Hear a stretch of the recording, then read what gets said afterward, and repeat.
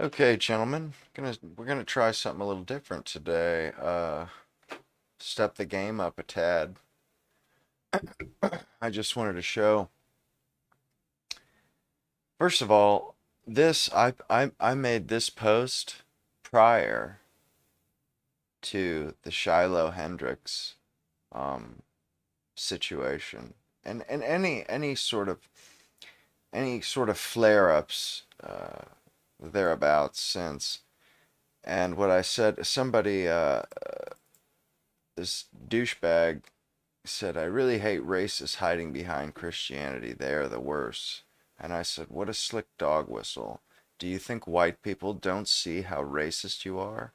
This comment is straight up disgusting. Anytime Christianity is used as a descriptor, we know that it's really, you just mean white people.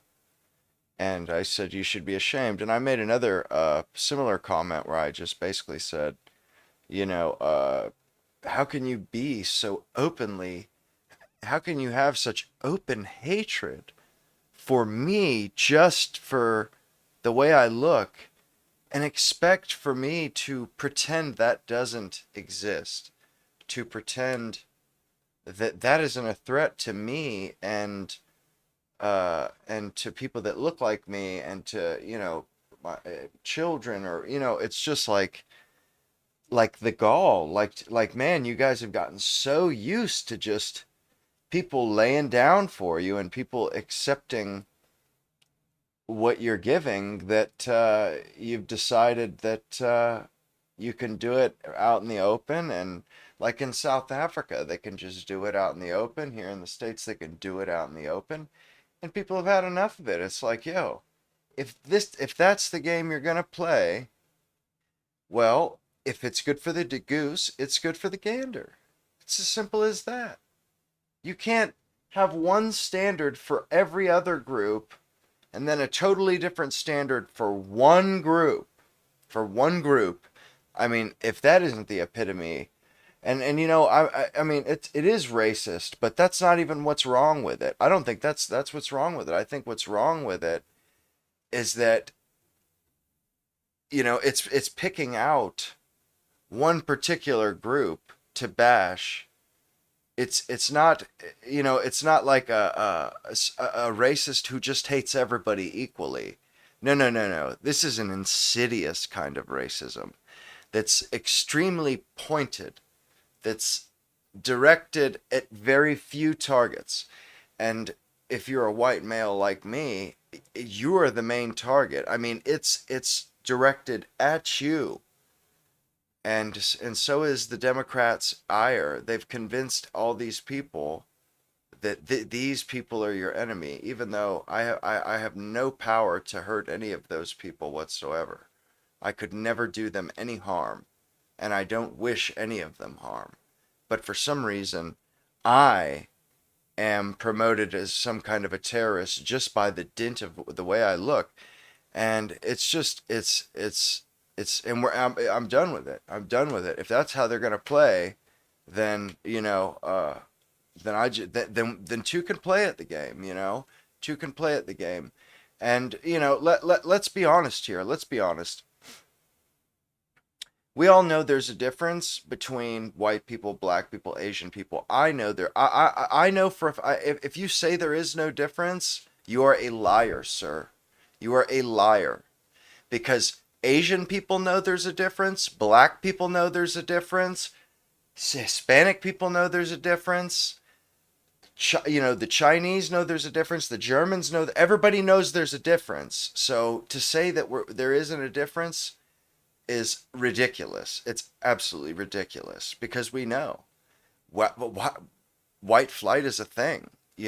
Because you know what? I want to live around people that live their lives the way I live my life, that were brought up in family structures similar to my family structure I was brought up in. I know what to expect out of those people socially.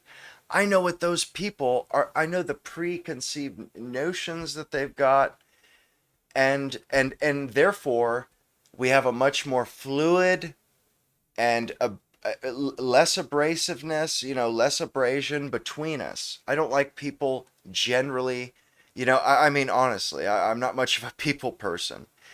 Uh, but other groups of people, to no fault of their own, just for because they're different, they might irritate me that day. But anybody may what I like. Things are irritating, and because Hispanic people like to have phone call, whole chats, on speakerphone in stores. I don't think any less of them because of that. But if I'm in a, I've been in a particularly bad mood before and been like, golly, walk by, and as once I've left their presence, like, man, what the hell, things like, of that nature. And we all do it. And, I mean, there's white people that do just stuff that bothers the hell out of me too. And I don't fraternize with those people. I don't hang out with those people. I just people that do things that bother me. I do, uh, criminals and drug addicts. Yeah, I don't want any part of that. If they're white, black, I don't really give it. I don't really care. To my mind, I mean that's. I mean, I really I don't even want to justify myself. Just the fact that we all understand that there are differences between us. And when I look at a white guy, I know automatically that there's a good chance that we're going to have a lot of things in common. Our culture is the same, pretty much. European. I mean, that's a pretty it's a pretty narrow band there, and we're talking about Europeans in the English sense, people that are American and they've grown up American and they've been cultured American, and that's me, so I know what to expect from that person. I also and the same thing with African Americans, I know what to expect from them too because I went to school with them, and and I've known them all my life. I live in the South. Same thing with Spanish folks, I know them as very well too. Mexicans, many Puerto Ricans where I live, and everybody gets along pretty nicely, it seems. But nobody tries to pretend that, black people don't do things stereotypically that get on other people's nerves. White people, you know what I mean? That's why there's such a thing as a Karen, because that is a particularly white. I mean, that's a racist epithet, a Karen. It's a white woman, middle-aged woman.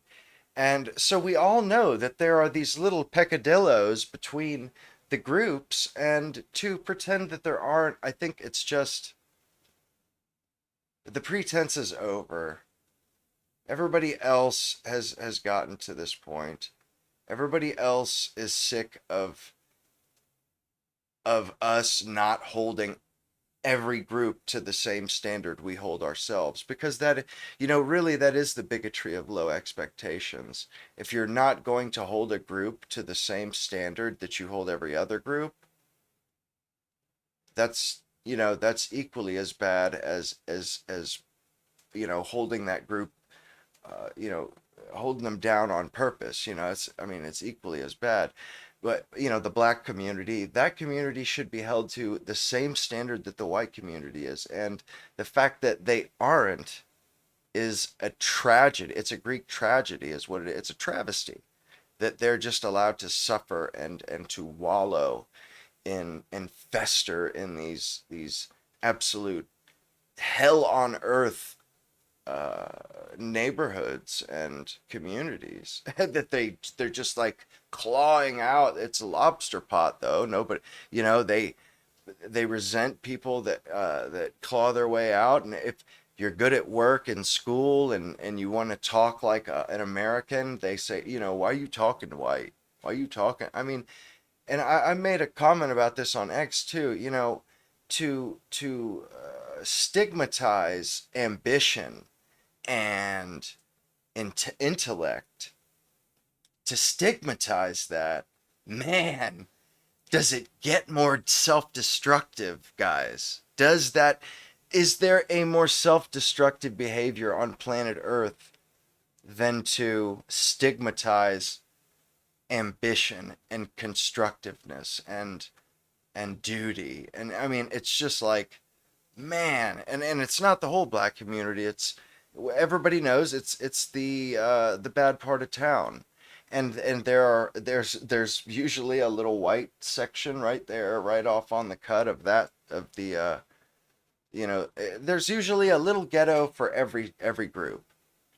And I'm glad that we're past the point of these pretenses, because it's time they be done. And here was that one I was talking about, where it's Black Pride is a movement encouraging people to take pride in being black. Related movements include black nationalism, Black Panthers, Afrocentrism, and black supremacism. Ooh, nothing sound that doesn't sound bad. Uh, to celebrate heritage and personal pride. Good. Gay pride. Gay pride, or LGBT pride, is the positive stance against discrimination and violence towards lesbian, gay, bisexual, and transgender people to promote their self-affirmation, dignity, equality, rights, increase their visibility as a social group, build blah blah blah blah blah. And then the next, that has a check mark. And then Asian Pride. In the United States, Asian Pride, also spelled AZN Pride, is a positive stance to being Asian American. The term arose from influences of hip hop culture within Asian communities. And then you look at White Pride. White Pride is a slogan primarily used by white supremacists, white nationalists, neo-Nazi, white separatists, and then white supremacists organizations to signal their racist viewpoints.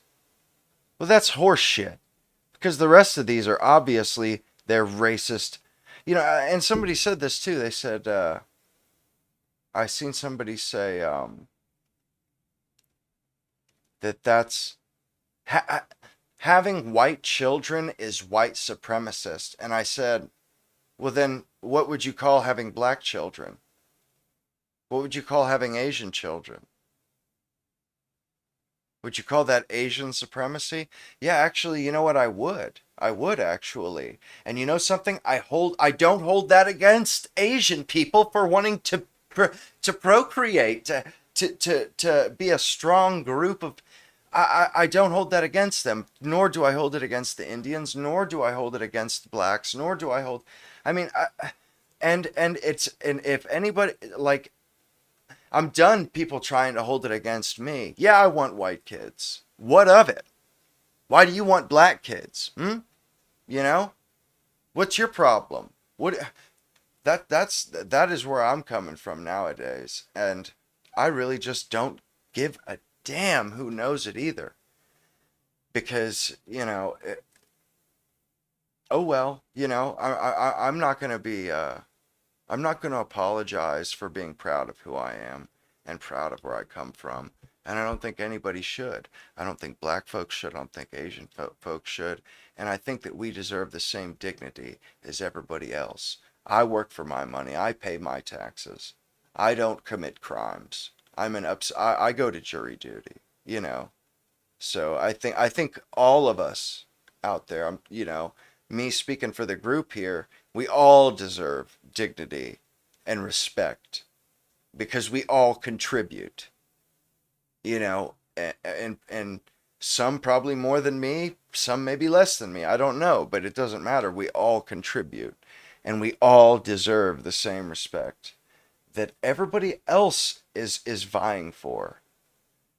And I was thinking today, part of me thinks that the people that took power and turned this country into what it is now, a gynocentric country, I want to say that they were like, hey, women, if you vote this way, we'll take all the good jobs from men and we'll give them to you, white girls. We'll give them to you.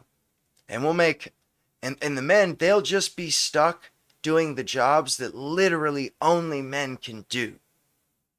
Like plumbing. Like, And they were like, "Sounds good. No, that sounds good. I think we'll have that. Yeah, we'll take that, please. Thank you." And it just, it's gross. It's gross. And not only that, but guess what? The, as far as I'm concerned, the people who founded this country, they founded it for people like them, for their children. They founded it for their children and people that would flourish under the laws that they had created and under the system of governance they created. That includes all of us. That includes me, you. I mean, they made this country with you and I specifically in mind. I mean, I would say for Europeans specifically, or for Europeans in mind, and then specifically Anglo-European, like, my ancestors are from Scotland and England. Like, uh, my family has contributed to the English language and the idea and everything that has gone into Make America was, thought up from the English islands. And I'm very proud of the fact that my family had a say, at least some sort of like, a hand in sculpting our civilization. I think that's beautiful. And, and the fact that this country was made for us, and it's our birthright, and we should not feel like we are a guest in our own house. Because I tell you what, if you went to India, no matter how long you lived in India, you would never be in India. No matter how long you lived in China, you would never be a Chinese citizen. You are an American. Damn right, this country should be very comfortable for you if you're a European male or a European female. It was made for you. It should be the most comfortable for you.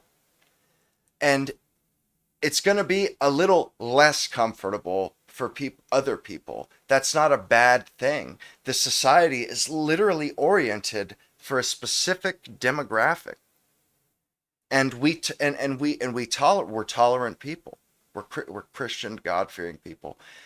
They live here and nobody has an issue with it, but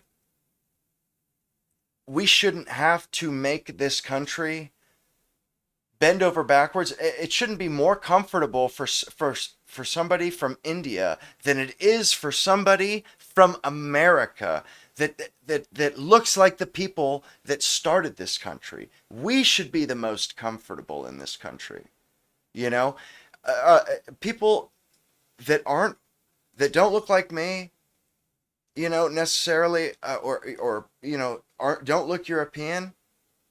If you live in India, why on earth would I expect to be treated better than an Indian in India? Does that not sound absurd? To go to India and say, and just like show up like, yo, you're going to treat me better than everybody else. I don't give a damn who built this place. You're going to treat me better, because I say so. No, it's not going that way. It's not going that way. It will not go that way anywhere on the planet. And it ain't going that way here anymore.